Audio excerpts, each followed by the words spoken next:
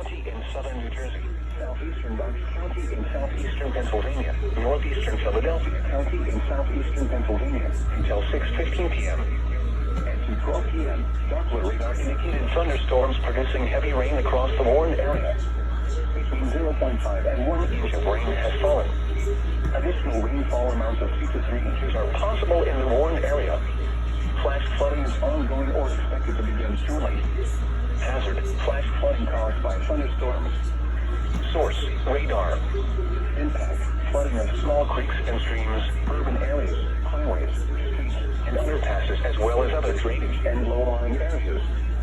Some locations that may experience flash flooding include Philadelphia, Bensalem, Willingboro, Florence, Burlington, Bristol, Riverside, Palmyra, Bordentown, Beverly, and Tullatown.